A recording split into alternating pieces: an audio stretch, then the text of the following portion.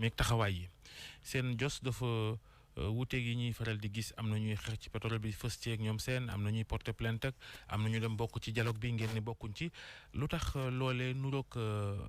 beru ngeen def ko taxawee noonu lu ngeen ci jublu. waaw Babacar maa ngi lay delluwaat nuyu bu baax nuyu Barthélemy nga xamante ne moom lañ bokkal jotaay bi. di nuyu aussi auditeurs RFM yëpp. boo waxee nag suñu taxawaay dafa xaw a wuute c'était ci pétrole beeg dialogue politique bi xanaa dinañ ci génne pétrole bi bu baax a baax parce que ci combat wu transparence ressource naturelle maanaam lépp lu jëm ci li ñu war a leeral ci doxalinu nu ñuy saytoo pétrole bi loolu moom Pastef fës na ci fës bu baax a baax a baax ndax ñun bokk nañ ci rare parti politique yi nga xamante ne ñu ngi ci biir plateforme aar lu ñu bokk ci dialogue politique bi nag foog naa ne suñu dialogue national bi plutôt parce que commission dialogue politique bi ci dialogue national bi la jóg la lang dafa am rek ñaari am suñu position leeral nañ ko ndax wax nañu ne dañoo génne élection jóge ci élection mu am koo xamante ne moom lañ wax ne moo gagné te kooku bu ñuy dem élection dafa am programme bu mu won Sénégalais yi ñu jàpp ne buñ ko falee ci kaw programme boobu lañ ko falee li ci des mooy moom mu gouverner sur la base du programme buñ ko falee ñun ñi nga xamante ne ñun lañ jàpp ne ñoo perte ñu nekk ci opposition bi di opposé wu loolu mooy doxal démocratie kon bu ñu wootee dialogue national di wax ne ci biir dialogue national boobu ay pàcc yu bëri la bokk na ci ni ñuy saytoo ressources naturelles yi bokk nañ ci ni ñuy waxtaanee lépp lu war a doxal réew mi daf ñuy xaw a jaaxal tuuti parce que démocratie nu muy doxee mooy ki gagné nekk pouvoir gouverner ki nekk ci opposition opposé wu maintenant naturellement am na ay pàcc yoo xamante ne ci dialogue politique bi lu war la mais dafa jarul ñu jóge ci élection ñuy woote dialogue maanaam lépp loo xamante ne ci processus électoral bi la bokk te loolu yàgg nañ ko sàkku depuis avant élection législative yi ñu jël seen processus électoral conduire ko de façon cavalière avant ñuy egg ci élection présidentielle yi aussi bu ñu seetloo camp majorité bi notamment président Macky Sall lu ko neex la doxal ba keroog bu mu gagné ba pare di door di wax ne ñëw leen ñu dialogue léegi. est-ce que li ngeen bëgg ci leeraay ak aw yoon te ngeen koy sàkku te gis nañ li ngeen taxawee ci élection présidentielle bi ngeen ni lu ci bëri daa dëng est-ce que dem ca fa ñu koy waxee ñëpp seq ko waxee ko fa ngeen ko war a waxee du gën a efficace que ngeen ni du ngeen ca bokk fa la ngeen di taxaw di ko xeex. xam nga dafa am loo xamante ni dafa reetaanlu sax te ruslu ci fu ñu toll nii après 60 ans d'indépendance ñu toll ci étape boobu maanaam war di saa yu ñuy jublu ci élection mu nekk un jeu de dupe ay naxe mbay yoo xamante ne opposition ak pouvoir lay boole. ñi nga xamante ne ñoo nekk ci opposition yi li ñuy xeex yépp ci lu ñu gisagum saa yu ñu eggee ci pouvoir du doon loo xamante ne loolu la ñuy appliquer. ñi nga xamante ne buñ ñu ngi ci pouvoir bañ a appliquer yenn aussi saa yu ñu wàccee opposition ndax daanal nañu leen ñu nekk di laaj pour ñu appliquer loo xamante ne bu ñu fa nekkee dañ ko doon bañ dañ ko doon bañ a appliquer. ci démocratie yu sérieuse dëgg kenn du dégg affaire processus électoral ñu koy xeex muy mobiliser autant d'énergie négative di ñu tardeel jeu politique bi dafa war a leer administration bi. règle yi nga xamante ne ñooy ci la ñuy sukkandiku pour organiser ko dafa war a leer ci acteurs yëpp ñu bokk ko mu bañ a am lenn loo xamante ne dañ koy defar pour mu am kenn koo xamante ne daf ko arrangé. retard boobu la ñu war a déplorer mais nekkul le fait que am na loo xamante ne daf ñoo métti dara daf ñu fi warul métti parce que Sénégal yàgg na di organiser élection je pense qu'il est temps que nit ñi tirer définitivement yenn consensus sur les questions qui yuy ànd ay problèmes. ànd ay jiixi jaax ci diggante acteurs yi ñu dépassé ko définitivement. mais xam nga fichier électoral bi naka jekk dafa mës a andi ay waxtaan boobu ba léegi ñu ngi ciy waxtaanee mais yaa ngi koy wax léegi ba léegi consensus amagu ci mais li gënoon jaadu moo di woon yéen au sortir de cette élection justement ngeen xam ne da ngeen doon ŋàññi élection bi Babacar junju naka léegi ngeen dem ci table bi ñu doon waxtaanee teg foofu yi nga xamante ni moom ngeen gis. ne jaaduwul ci fichier bi ngeen waxtaanee ko fa est-ce que yaakaaroo ne moo gën ngeen taxawee ne presse bu nekk ngeen yuuxu ci micro am. mais Barthélemy ñaata yoon lañ ko def ñaata yoon du fichier électoral bi kese processus électoral bi yépp la maa ngi lay fàttali ne bu ñu doon waxtaanee parrainage bi opposition bi nanguwul woon benn instant la ñu toog di waxtaan ñu jékki-jékki beddeeku ñoom opposition bi dem en procédure d'urgence assemblée nationale voté seen loi xam nga waxtaan da ngay waxtaan koo xamante ne wane na le minimum de bonne foi ci li nga xamante ne bu ngeen waxtaanee parce que ba da ngeen di war a wax tànn lu gën pas ci ku nekk ci yéen mais lu gën ci askan wi. parce que waruñu di fooye les règles démocratiques ak de yoo xamante ne yëpp sa day organiser processus électoral lépp li nga xamante ne moo taal ay dëkk ci gannaaw élection ci fii la jógee c'est pas sérieux en fait bu ñu bëggee nekk un état sérieux kon da nga yaakaar ne nguur gi day woote waxtaan fekk na mu am position ba pare. mais ñaata yoon la ko def mais waxtaan bii nii bi ñu koy avant ñuy départ am na ay propositions yu opposition bi def nguur gi dafa mujj plié wu ci yooyu proposition yan proposition la choisir une personnalité neutre yooyu bokk na ci xam nga loolu déjà moo gën a reetaan lu ci fu ñu toll man jàpp naa ne franchement Sénégal dañu war a weesu yooyu c'est-à-dire ni ñu nekk nii di waxtaanee li dafa mel ne normalité la. mais est-ce que tamit réew mu ne ak sa démocratie fa mu toll na nga koy ñoralee ba mu yegg fa nga bëgg mu yegg. non mais ñun aussi waruñu complaire dans cette position de farce boo xamante ne ñëpp ñi xam nan ka lay démocratie di doxee def ciy reetaan lu dañuy ciy reetaan Babacar Barthélemy mu ngi doon wax sànq benn affaire bu kii bu naka la tudd sax bu am solo mooy le choix d'une personnalité le choix d'une personnalité neutre xam nga choix personnalité neutre boo xoolee ci fu mu déparé mooy déjà manque de confiance bu nekk entre les acteurs te boo xoolee organisation commission cellulaire bi ñu nekk ci côté dialogue politique bi yëpp dafa ci am loo xamante ne sax dafa desee leer parce que man li ma xam ci bu fekkee ne dialogue am na en démocratie dafa war a lier le pouvoir et l'opposition éventuellement sous l'arbitrage de la société civile et des corps de surveillance du processus électoral maanaam la CNA la CNRA ak administration bi koy organiser mais am nañ un troisième pôle boo xamante ne kenn xamul fan la jógee un pôle hyper hybride du ñuy wax les non alignés ci démocratie non aligné dafa amul soit da ngay bokk ci pouvoir wala nga bokk ci opposition bu fekkee ne acteur politique la te loolu c'est des choses qui viennent polluer lépp li nga xamante ne moom la ñuy waxtaane au niveau de la commission du dialogue politique benn affaire bu ñu war a leeral aussi mooy opposition bi tey ñi koy représenter dans le dialogue c'est le Front national de résistance national le Front de résistance nationale le Front de résistance nationale Pastef ci la bokk les comptes rendus nous parviennent yoo xamante ne ñun bu ñu amee lu ñu wax mais yéen demu leen bokk mais dem bokk mooy lan. mooy dem toog waxtaan wax ne lii mooy sama xalaat. est-ce qu'il est dit il n'est même pas dit que. donc est-ce que yéen demu leen bokk ngeen ci front de résistance nationale ça veut dire que lépp lu FRN wax foofu ci table bi engagé na leen. non pas forcément parce que ñun bu ñu amee objection dinañ ko wax le FNR. lu ci mel ni tuxal gi ñu tuxal élection municipale ak départementale yi waroon am décembre wax ngeen ni àndu leen ci. non ànduñu ci parce que d'abord nañu fàttaliku ne que le 16 août 2018 bi ñu doon toxal élection municipale yi coow li am nii ci report yi sax amul woon pourquoi parce que xëy na fii nit ñaa ngi waxtaan mais à l'époque président Macky Sall dafa xëy signé décret ne toxal nañu élection yi point barre waxtaanuñ ci kenn benn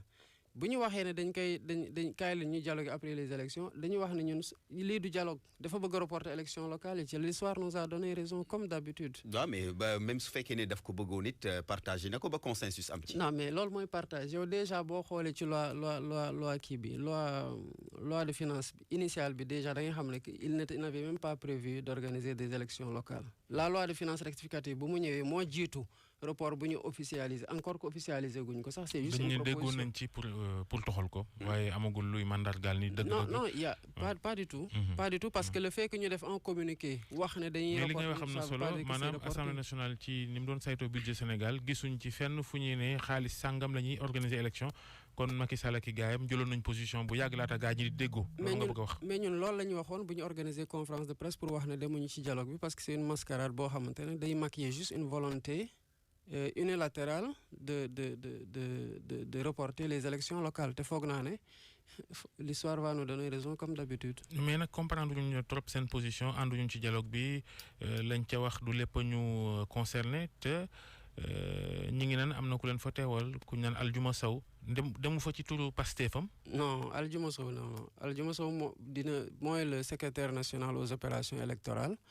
moom mooy nekk kenn koo xamante ne mooy teewal Pastef ci réunion yi nga xamante ne ça implique le Front national de résistance démocratique mais ci commission cellulaire bi Aljuma ne ko fa.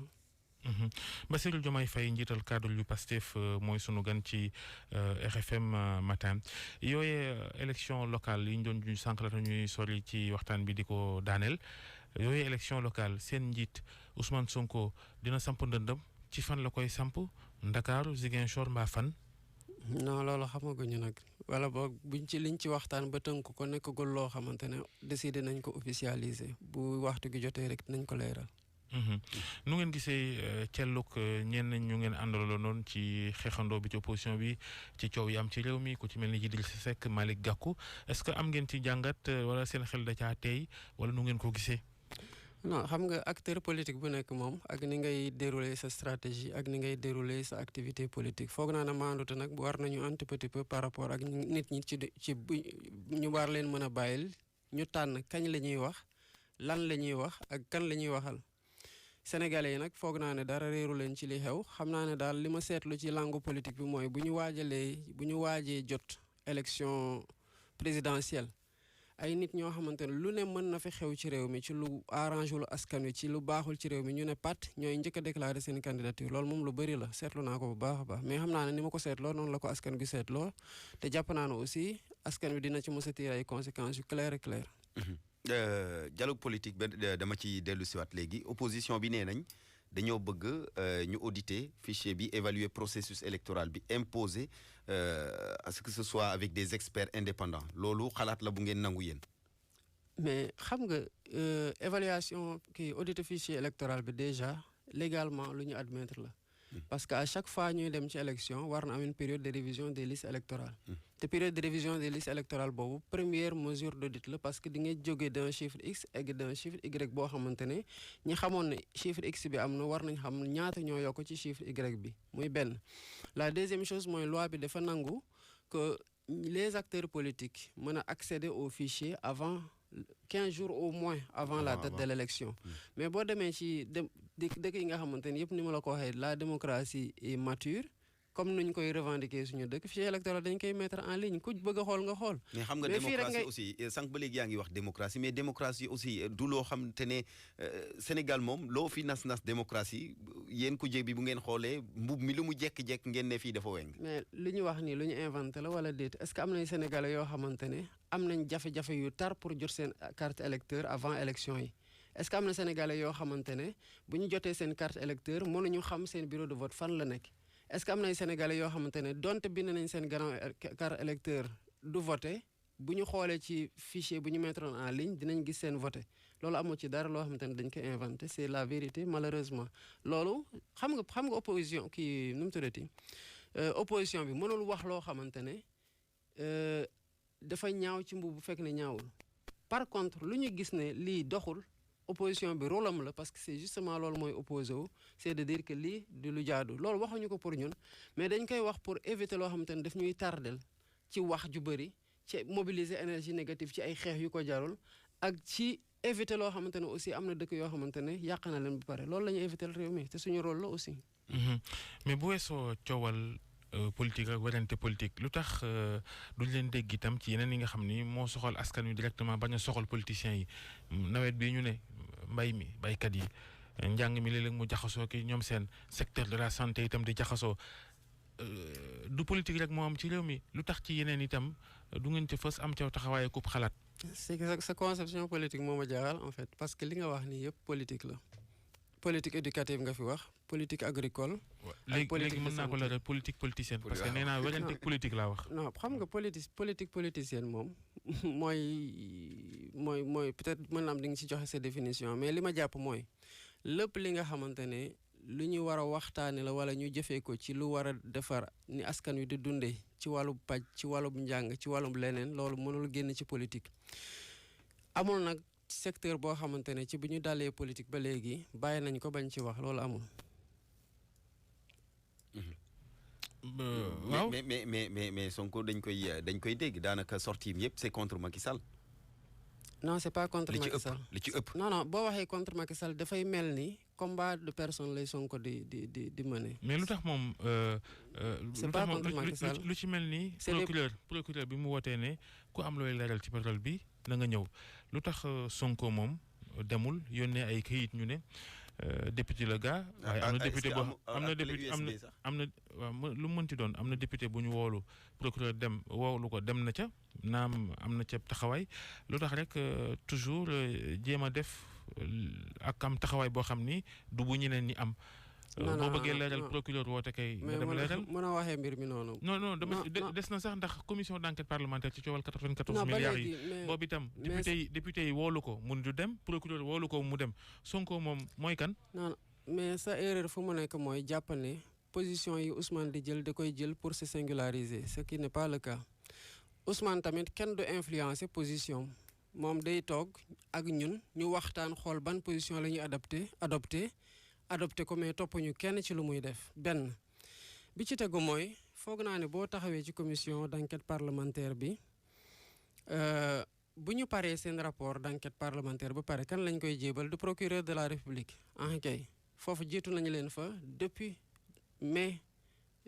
2018. mais na jaar ci yoon bi nga xamante ni fa lañ ko xalal député la. non mais yow mën nga yow foo gisee ne nit koo xam dañuy wax ne yow bu ñu la xalalee yoon wi rek nga topp ci te sa moroom sa nawle xalal la ko loolu benn la c'est-à-dire seen rapport d'enquête parlementaire buñ ci paree et seen commission ils se sont donné je crois 4 mois. buñ ci paree dañ koy jébal 6 mois dañ koy jébal procureur de la République dans la lettre de saisine du procureur bu président Ousmane Sonko bind nee nañu Pastef ak Ousmane Sonko def nañu une enquête de 8 mois kon sax enquête waa Pastef ak Ousmane Sonko moo gën a gudd